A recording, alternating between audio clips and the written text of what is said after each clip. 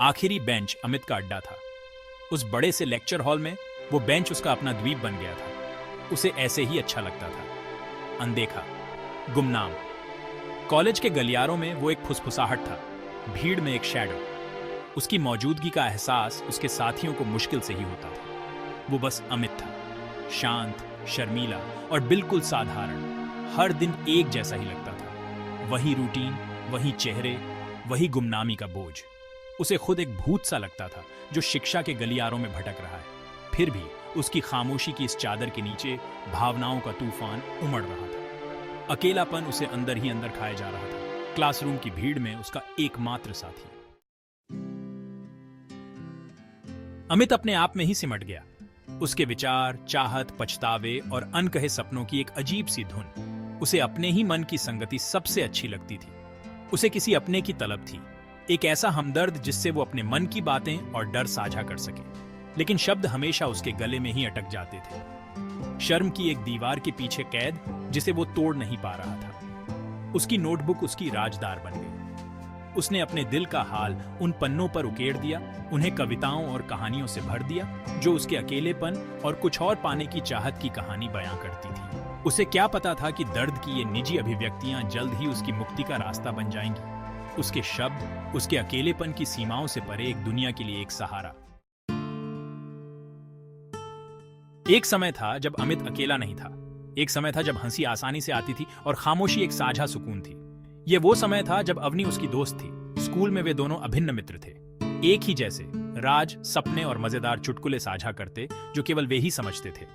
अमित उन यादों को संजो कर रखता था, उन्हें अकेलेपन के समुद्र में एक नाव की तरह थामे हुए था। लेकिन कॉलेज ने सब कुछ बदल दिया था। अवनी, जो अब पॉपुलर ग्रुप का हिस्सा थी, अपनी दोस्ती भूल चुकी लग रही थी। वह मुश्किल से ही उसकी मौजूदगी का एहसास करती थी। उसकी नजरें उस पर से यूं फिसल जाती जैसे वह हवा हो। अमित दूर से देखता रहता। हर बार नजरअंदाज किए जाने पर उसके दिल को एक टीस उठती। अवनी के लिए उसकी भावनाएं, जो कभी बहुत ही पवित्र और मासूम थीं, अब एक अजीब सी कसक में बदल चुकी थीं। वो उससे प्यार करता था, पर अवनी को शायद ही पता था कि वो है भी। हर दिन अमित को उम्मीद रहती कि शायद अवनी उसे पहचान ले, एक इशारा दे कि उसे उनकी दोस्ती याद है। लेकिन उसकी बेरुखी इस बात का एक निरंतर एहसास दिलाती रहती कि उनके बीच कितनी दूरी आ गई है। वह उसे अपने दोस्तों के साथ हंसते हुए देखता, उसकी आंखों में चमक देखता और उसके सीने में एक अजीब सी पीड़ा उठती। वह फिर से उसकी दुनिया का हिस्सा बनना चाहता था, उसकी हंसी खुद के लिए सुनना चाहता था, उसकी आंखों में दोस्ती की गर्माहट देखना चाहता था। लेकिन रिजेक्शन का डर उसे खामोश रखता था। वो इस दूरी को मिटाने से डरता था, उसके इनकार की उस आखिरी सीमा को पार करने से भी डरता था।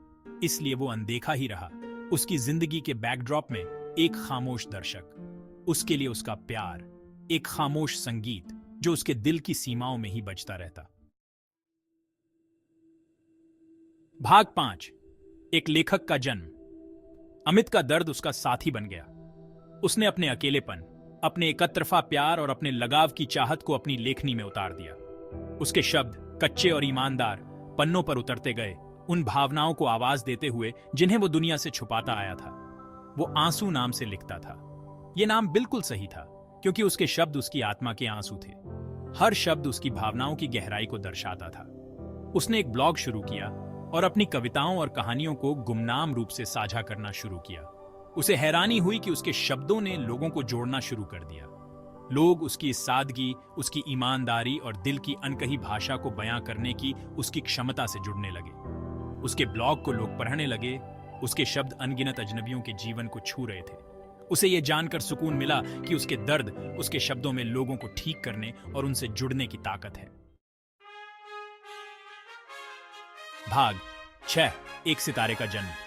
आंसू की लोकप्रियता तेजी से बढ़ने लगी। उसका ब्लॉग एक सेंसेशन बन गया। उसके शब्द सोशल मीडिया पर छा गए। उसे पाठकों के मैसेज आने लगे जो उसे उसकी ईमानदारी के लिए धन्यवाद दे रहे थे, उन्हें खास महसूस कराने के लिए, उनकी भावनाओं को समझने के लिए। जल्द ही प्रकाशकों ने उस पर ध्यान देना शुरू कर दिया। आंसू की पहली किताब, कविताओं और छोटी कहानियों का एक संग्रह बहुत ही लोकप्रिय हुआ। उसके शब्द, जो कभी उसकी नोटबुक तक ही सीमित थे, अब लाखों लोग पियाच रहे थे और उन्हें पसंद कर रहे थे। वो एक जाना माना नाम बन गया। आंसू के रूप में उसकी असली पहचान एक राज ही थी। उसे इस गुमनामी में आजादी का एहसास होता था, इस बात की आजादी कि उसके शब्दों को उनके आधार पर आंका जा रहा था, न कि उसके रूप रंग या उसके सामाजिक स्तर से। लेकिन लगता है कि किस्मत को कुछ और ही मंजूर था। भाग 7, रहस्योद्घाटन। कॉलेज का सालाना फेस्ट हमेशा से ही एक भव्य आयोजन होता था। इस बार भी कुछ अलग नहीं था। चारों तरफ उत्साह का माहौल था, कैंपस में रौनक थी। इस फेस्ट की खास बात थे खास मेहमान, रहस्यमय लेखक आंसू, जो अपनी रचनाओं को पढ़ने और लोगों से मिलने के लिए तैयार हो गए थे। आंसू की असली पहचान को लेकर तरह तरह की अटकलें लगाई जा रही थीं। हर कोई इस मशहूर लेखक की एक झलक पाने के लिए बेताब था। अवनी भी इस उत्साह में शामिल थी। वो भी आंसू की रचनाओं की प्रशंसक थी। उनके शब्दों ने उसे इस तरह से छुआ था जिसकी वो व्याख्या नहीं कर सकती थी। वो उनके लेखन से एक अजीब सा रिश्ता महसूस करती थी। उसे क्या पता था कि जिस लेखक की वो प्रशंसा करती है वो वही लड़का है जिसे वो आज नजरअंदाज कर देती है।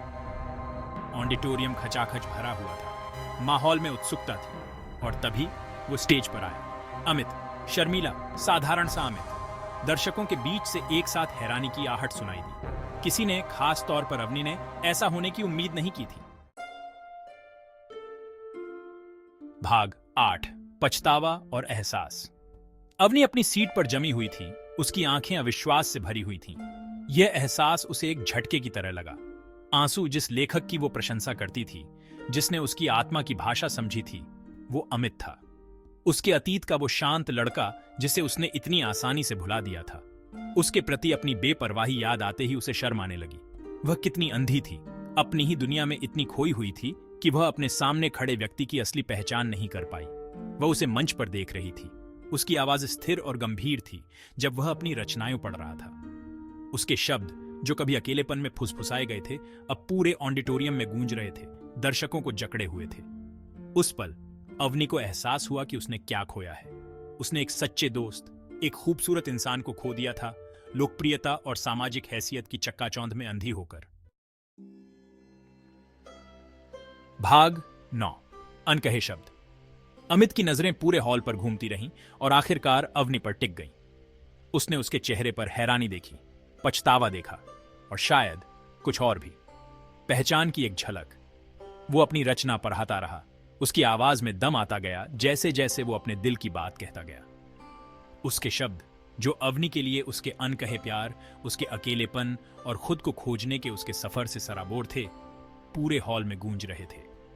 हर शब्द एक रहस्य उद्घाटन था, उसकी आत्मा की गहराई में एक झांकी। अवनी सुनती रही, उसके दिल में हर शब्द के साथ टीस उठती रही। उसने महसूस किया कि वो उसकी खामोशी पर इतना ध्यान दे रही थी कि वो उसके अंदर चल रहे उस संगीत को सुन ही नहीं पाई।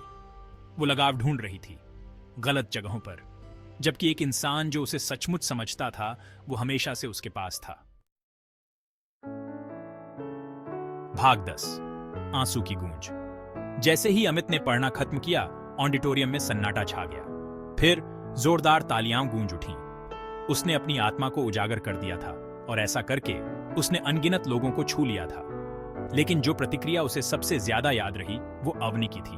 उसने उसकी आंखों में आंसू देखे, उसकी निगाहों में माफी देखी।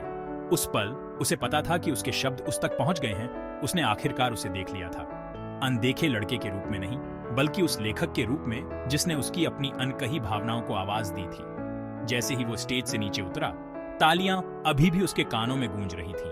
उसकी एक कविता की एक पंक्ति उसके दिमाग में गूंज उठी। कभी कभी सबसे जोरदार प्रेम कहानियां हमारे दिलों की खामोशी में कही जाती है, और उसके और अवनी के बीच की खामोशी में एक नए अध्याय की शुरुआत हुई। समझ से भरा एक अध्याय, माफी से भरा, और शायद एक ऐसी प्रेम कहानी जो सालों से लिखे जाने का इंतजार कर रही थी।